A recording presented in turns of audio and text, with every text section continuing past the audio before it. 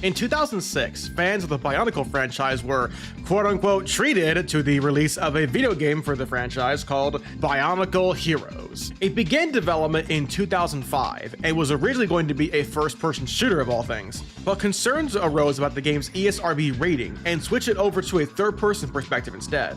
It was released on the PS2, the Wii, GameCube, Xbox, and PC.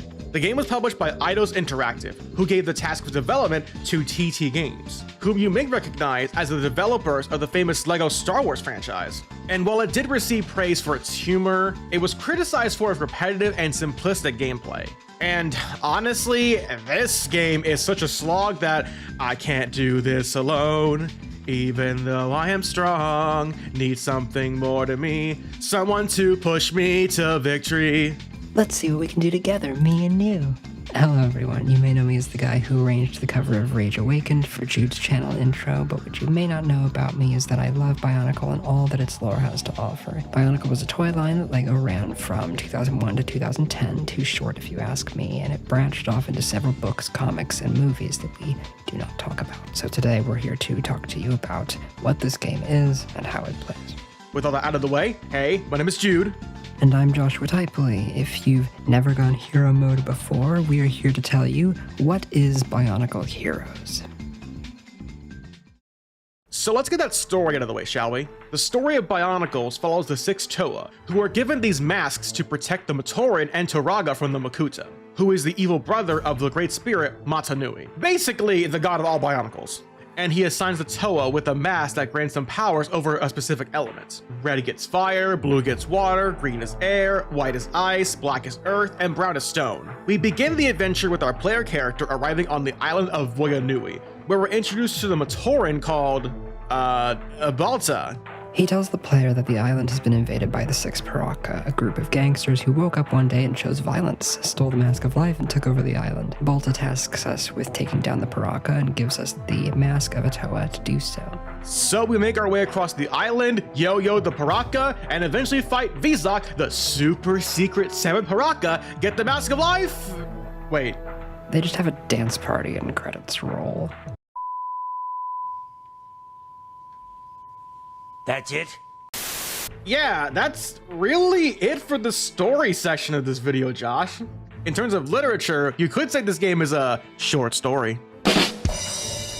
If you're up to date on your Bionicle lore, you'll know that this game doesn't follow the story of the Toa and Nika at all. So since the game won't tell you, Josh will instead.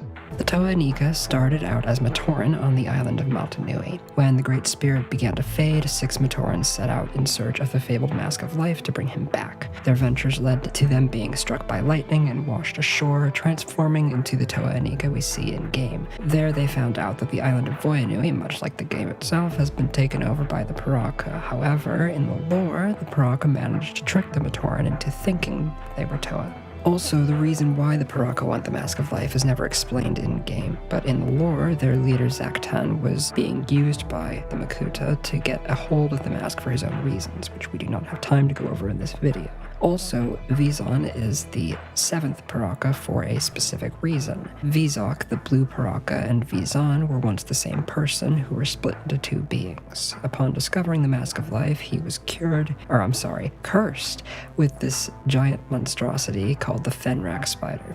Huh. Well, I learned something new today. Man, now I'm kind of bummed that they didn't just adapt the lore for this game. But no, we get these kinds of scenes.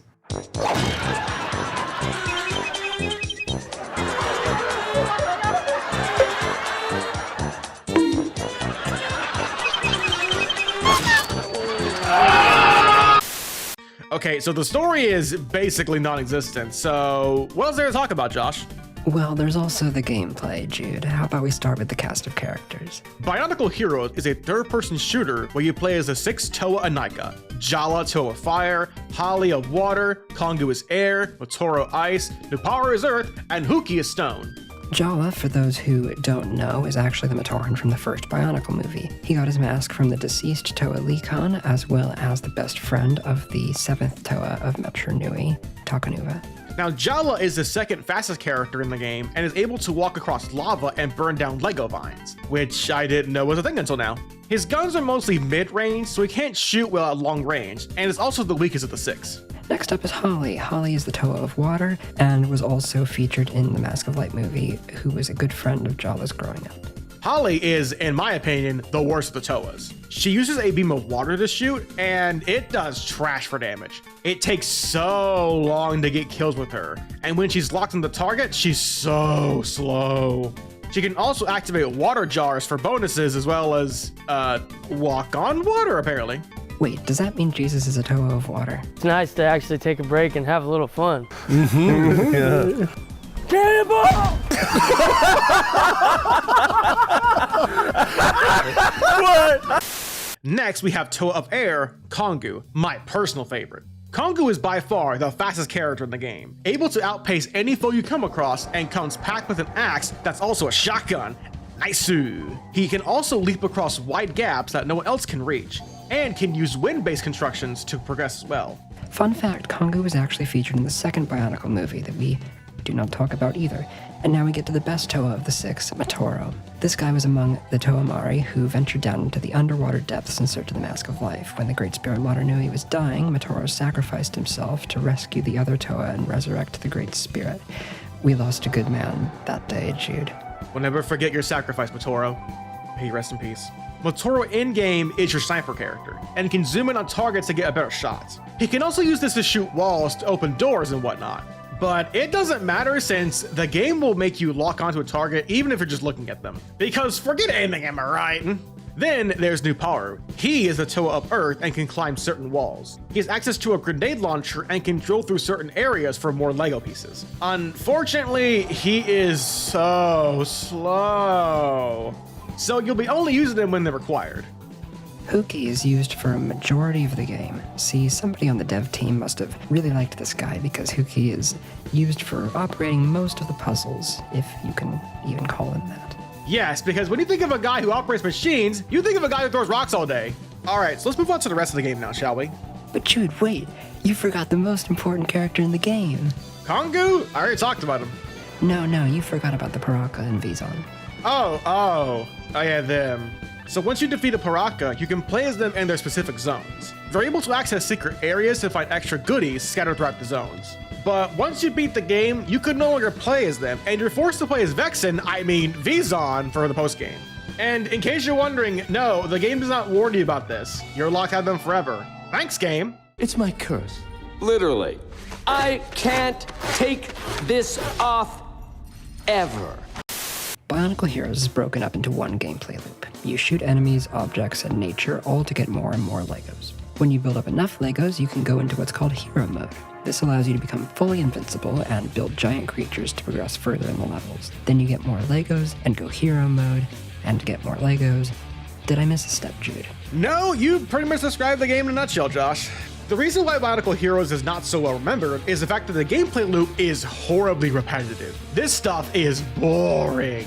And in case you're wondering, no, it does not go away. Once you've got that golden touch, you will never stop being golden. Wait a second, does that mean the Paraka can go Hero Mode too? Yeah. Why do you ask? Hang on, I've got an idea. Oh, gosh dang it! No, Jude, this is better. Let him cook. So, like, is there any form of difficulty to be had, Jude? Nope, none whatsoever. In Bionicle Heroes, there is no difficulty. Everything in this game is pathetically easy. Makes you wonder why there is heat for teens. Everything dies in 1 or 2 hits while you take very low damage from foes. And in case you were wondering, no, losing a mask is not a game over. You just switch to a different mask with full HP and move on like nothing happened. Is there even a game over screen? I have no idea. I think we would remember you dying, dude. Well, you don't! I die over and over!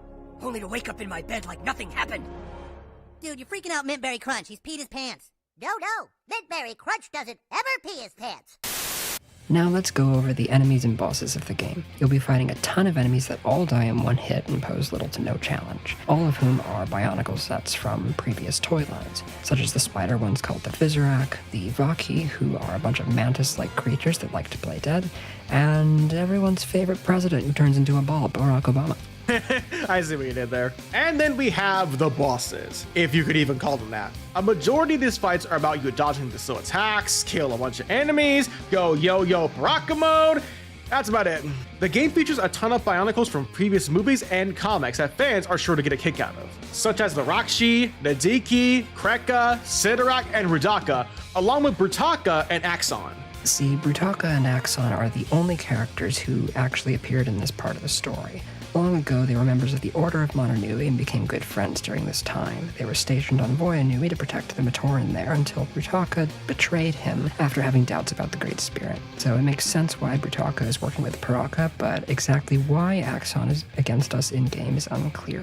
Speaking of Axon, I found that his boss was the one that came close to being passable, as you only use hero mode to get rid of the enemies, so you can have your proper 1v1 duel with the Bruiser himself. Unfortunately, that's about all the good I can say about this fight, because this dude still does hardly any damage and, well, you tell me what's happening right now.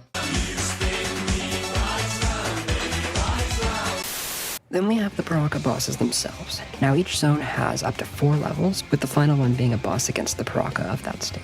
Most of the Paraka fights involve you shooting everything except the boss. Then you go Super Saiyan, ratio them on Twitter, and then just wait until the shields go down, and bingo bango, that Paraka gang's no longer on the loose. I gotta say, AVAC's theme slaps. It gives this sense of rush and urgency to the fight, and when the chorus kicks in...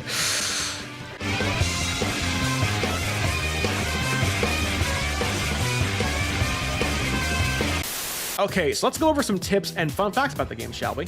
You can buy all sorts of stuff at the shop, such as health upgrades, weapon upgrades, and bonus stages. These are basically just arenas where you beat up a bunch of enemies on a time limit. $1 million Lego dollars, please. You may see these gold and silver canisters across the levels. These will unlock an area where you can watch Viserak and Vaki just, doing whatever the heck this is. Now, Jude, we gotta talk about the greatest addition to this game, that being Paraka Island. Ah, yes, who could forget about the lost land known as Paraka Island, right next to Chicken Island? Hey, you! Yes, you! Are you bored of Voyanui and need a vacation? Well, dear viewer, come on down to Paraka Island! This wonderful getaway from home is the perfect spot for you and the whole Paraka family! You and the little ones can take a whiz at the Paraka Horn and watch as they build sandcastles, going up and down the seesaw, bull riding, drinking totally legitimate and non-alcoholic Lego cups, and dancing it up like it's Friday night in Yakuza. So come on down to our little shop of fish flakes and fly. I mean, Paraka Island. Yo yo. さて、一丁決めてくるか。